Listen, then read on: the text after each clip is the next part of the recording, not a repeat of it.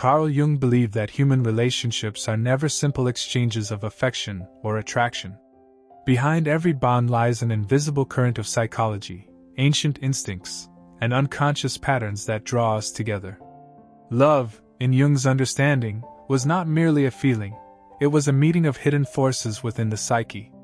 When someone falls in love with you, Jung suggested, it is rarely about your surface presentation.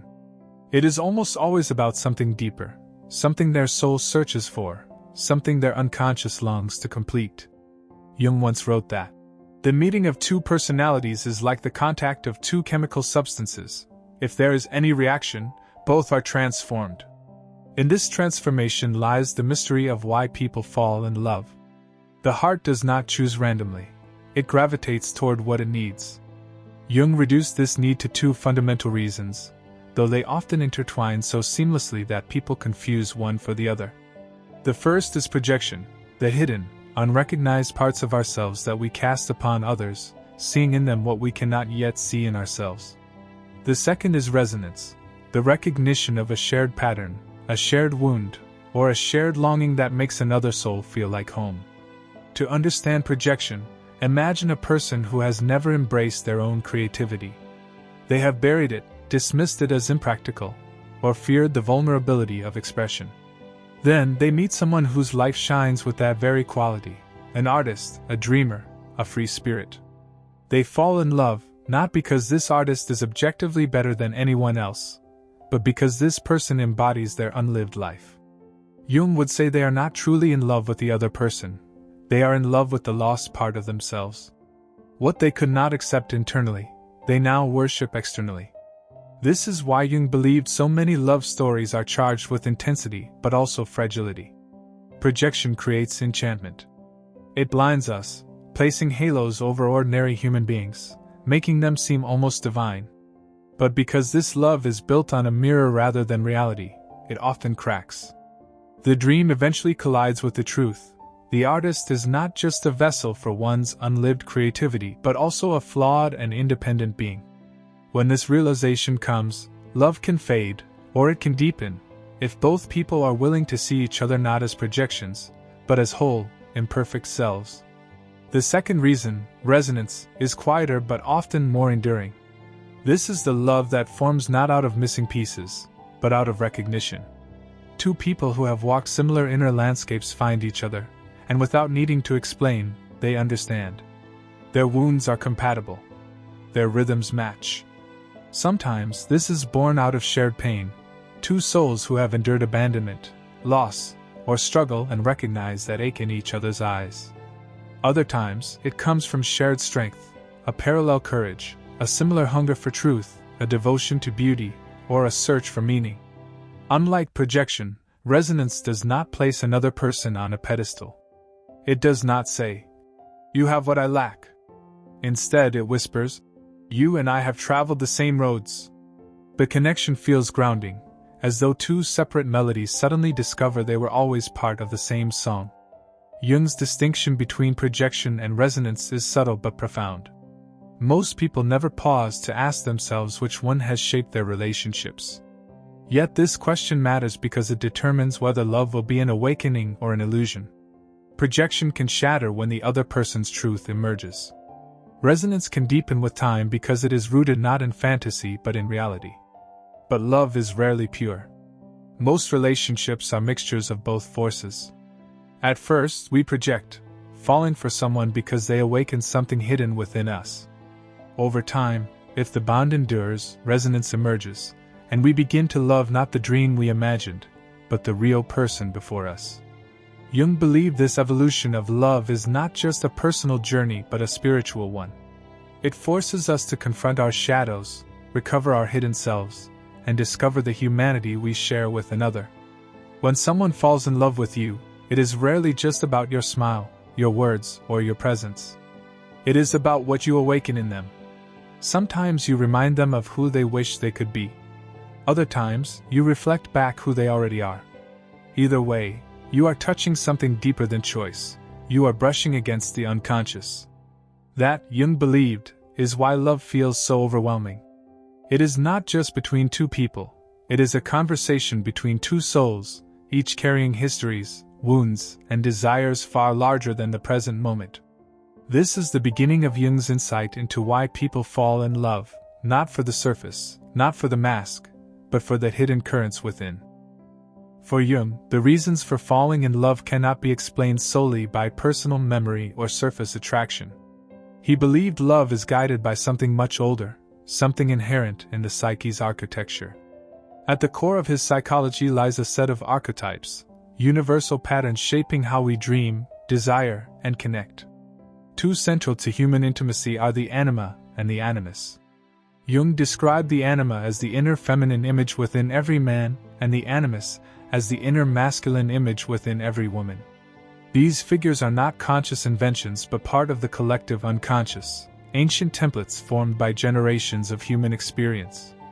They influence who we notice, admire, and fall in love with. In Jung's words, when two people meet, it is not just two individuals encountering each other, but also these inner archetypes projecting their power. This explains the inexplicable rush of attraction for someone barely known. It is not reason but the anima or animus rising from the depths, whispering that the other person carries a soul fragment. Love becomes not simply companionship or preference, but recognition of an inner image, something carried within, suddenly brought to life by another's presence. But the anima and animus are not merely romantic illusions. They serve a purpose, pushing us toward wholeness. For Jung, each person carries both masculine and feminine qualities, yet we often suppress one side, clinging to a socially approved identity. A man may suppress tenderness, vulnerability, or creativity; a woman, her assertiveness, logic, or independence. These denied qualities remain alive inside, appearing as the anima or animus, seeking expression. Love is often the psyche's attempt to reclaim balance. Imagine a man raised to be hardened, rational, and detached, falling in love with a soft, intuitive, and feeling woman.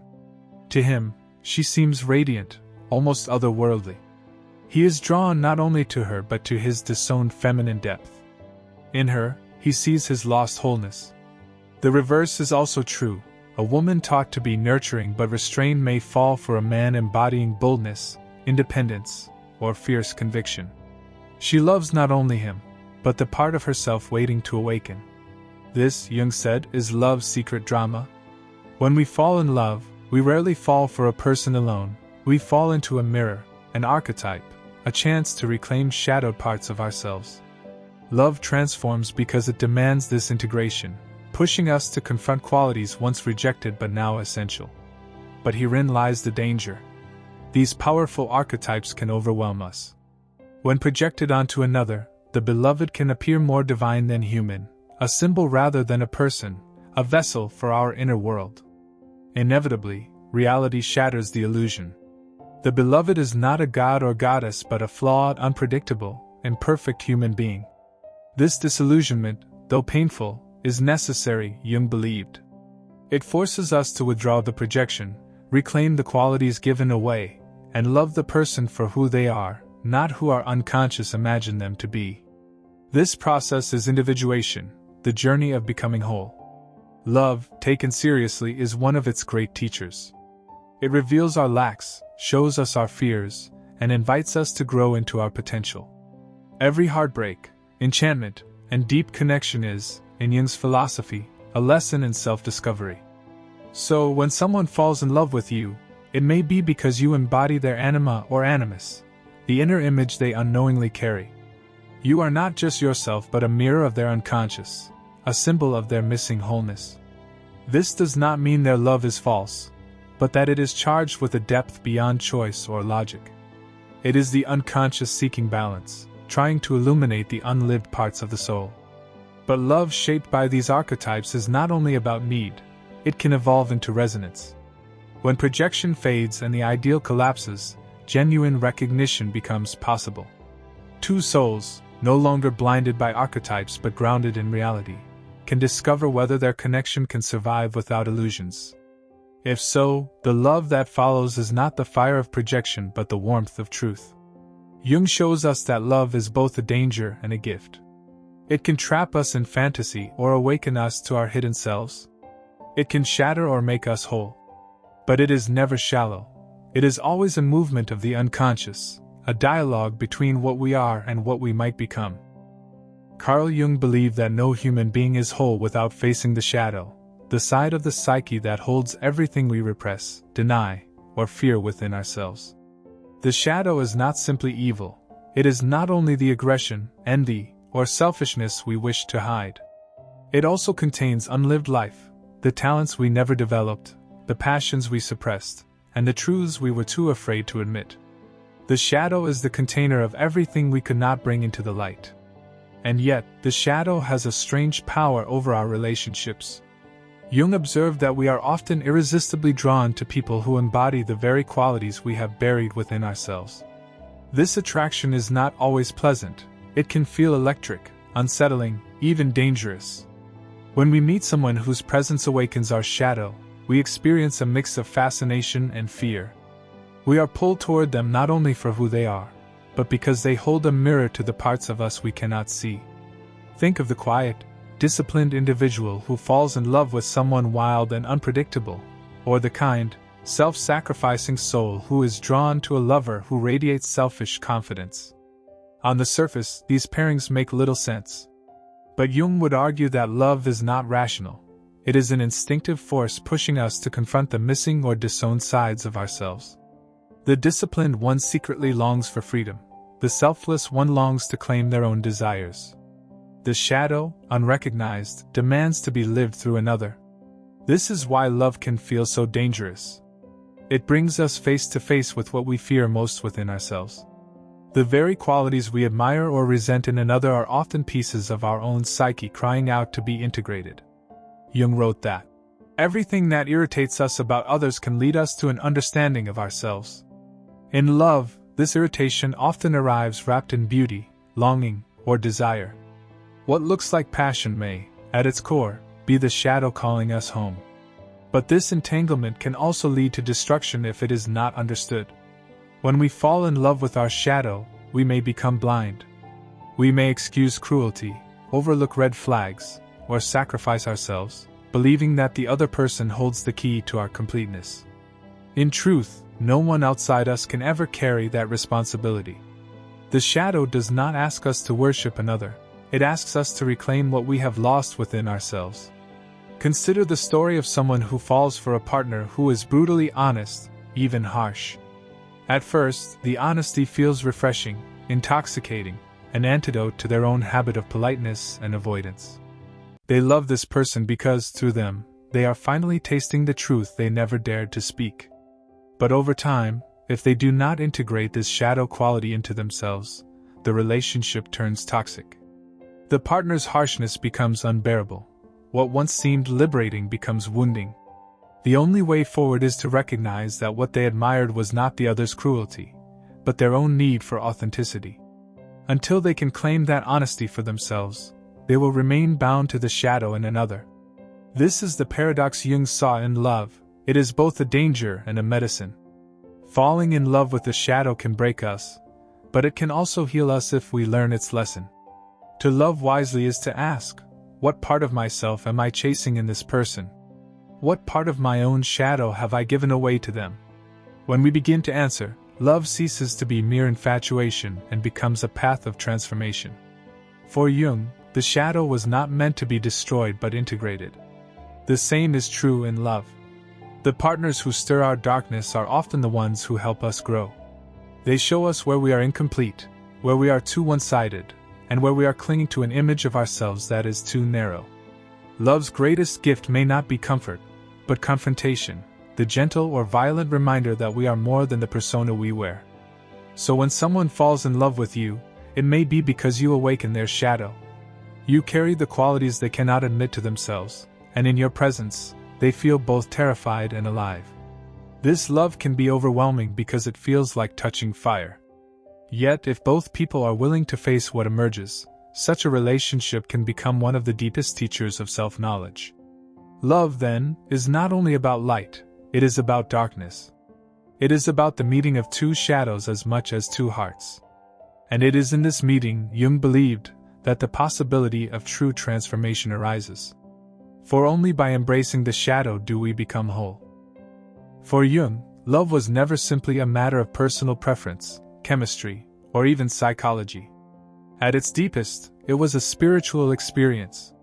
Every bond between two people mirrored something much larger, the human psyche's eternal search for unity. In Jung's system, this ultimate unity was symbolized by the self, the archetype of wholeness residing at the center of the unconscious. To move toward the self is to move toward balance, integration, and meaning. Love, more than almost anything else, propels us into this movement. When two people fall in love, especially intensely, it is not only attraction. It is the meeting of opposites, the merging of qualities that have long been separate. Masculine and feminine, light and shadow, order and chaos. These polarities are drawn to each other because, in the unconscious, they are already part of a whole.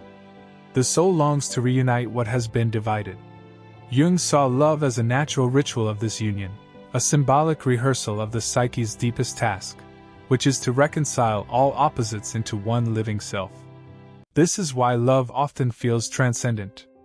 People in love speak of feeling lifted out of time, sensing that destiny has arranged their meeting, and experiencing a wholeness they never knew before. These are not delusions, Jung argued. They are glimpses of the archetype of the self, shining through the relationship. The beloved becomes not just a person but a symbol of our own wholeness. To look into their eyes is to see not only them but the possibility of becoming complete. Yet Jung warned that this spiritual power can also be dangerous. When we mistake the beloved for the self itself, when we believe they are our wholeness rather than a symbol pointing toward it, we create idolatry. We place upon them the impossible burden of saving us. This is why so many relationships collapse under the weight of unrealistic expectations.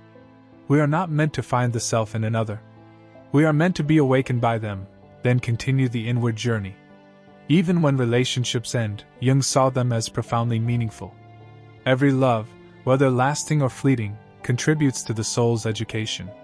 The first overwhelming passion may reveal the anima or animus, stirring qualities we had buried. The second might awaken the shadow, forcing us to confront our fears. A later love may be quieter but deeper, offering resonance instead of projection. Each encounter is valuable, for each carries us closer to integration. The pain of heartbreak is often the moment the unconscious withdraws its projection, forcing us to face ourselves more honestly. In that pain, Jung believed, lies an initiation. Consider how many people describe their first great love as life-changing, even if it ended long ago. The psyche recognizes such events as markers in its spiritual unfolding. Love does not just bring pleasure or sorrow, it fosters growth. Every person we fall in love with shapes us, influencing who we become. Jung would say they are all figures in the great drama of individuation, sent not by chance but by the deep currents of the unconscious, guiding us toward wholeness. In this way, Jung elevated love beyond the personal. It is not merely a story between two individuals, it is part of humanity's oldest ritual, the union of opposites. Every myth, from the marriage of gods to the joining of heaven and earth, reflects this same pattern. Lovers repeat it in their own lives, often unaware that their passion echoes something cosmic. The union they seek is not only with each other, but with the self. Yet, Jung never reduced love to a mere symbol. He insisted that love must also be lived in the real world, with all its imperfections. The spiritual force of love does not excuse us from the practical work of commitment, honesty, and forgiveness. In fact, it demands it. The divine must be grounded in the human, or it becomes destructive. Love that soars without roots is like fire without a hearth. It burns everything it touches. Thus, for Jung, love is both the most human and the most spiritual of experiences. It mirrors the psyche's longing for unity, but also tests our ability to live truthfully with another person. To love is to walk a path between heaven and earth, to glimpse eternity in another's face, yet remember they are human, to find in them the self, yet return to ourselves. So when someone falls in love with you, it may be because you awaken not only their shadow or their anima, but their deepest longing for unity. To them, you may appear as the missing half of their soul, the embodiment of wholeness they cannot yet find within. Whether the relationship lasts or fades, that encounter has spiritual weight. It is a signpost pointing them toward their own completeness, their own self. This is why love matters so profoundly in Jung's philosophy. It is never accidental. It is always part of the soul's journey toward becoming. Carl Jung's vision of love was never sentimental. He did not describe it as a fairy tale, nor reduce it to simple attraction. Instead, he saw love as one of the most profound forces shaping the human journey, because every act of love is a movement of the unconscious toward wholeness.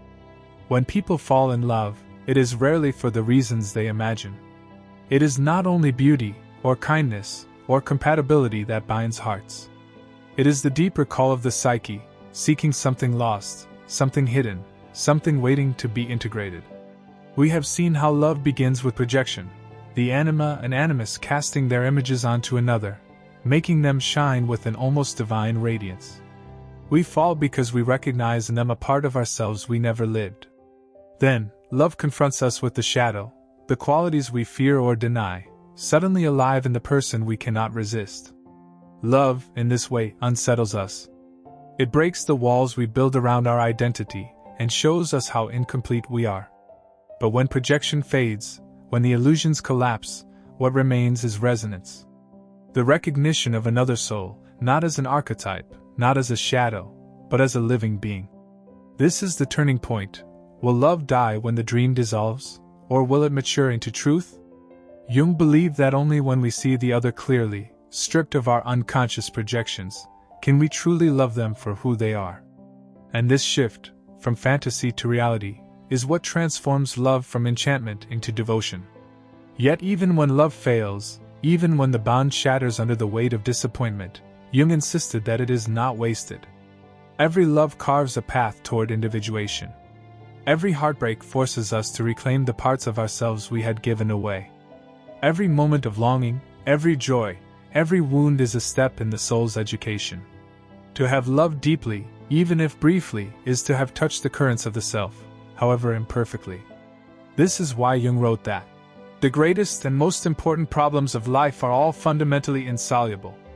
They can never be solved but only outgrown. Love is one of those problems. It cannot be mastered, explained, or neatly contained. It is not a puzzle to solve but a mystery to grow through. Its contradictions, pain and joy, light and darkness, union and separation, are not flaws but the very essence of its power. And so, when people fall in love with you, remember this, they do so for two reasons, both hidden in the depths of their being. Either you awaken in them the missing part of themselves, what they have not yet lived, what they have kept in shadow, or you resonate with the truths they already carry, the secret landscapes they recognize as their own. One is projection, the other is recognition. One begins with illusion, the other deepens into reality. But both matter, because both are steps in the same journey, the journey toward wholeness. Love is not about possession. It is not about perfection. It is about transformation. To love is to allow the unconscious to speak, to let the hidden rise to the surface, to let life itself move through us in ways we cannot control. This is why it overwhelms us, why it feels sacred, why it wounds and heals in the same breath. For Jung, love was the most human way we encounter the divine within ourselves. It is where the personal and the eternal meet, where two souls discover that their longing is not only for each other, but for something greater, the self, the unity that underlies all opposites. And so, the final truth is this: people fall in love not simply because of who you are, but because of what their soul finds through you. Sometimes you are their mirror.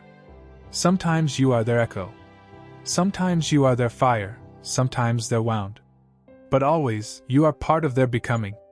This is why love, even when it ends, is never meaningless. It is always carrying us closer to who we are meant to be,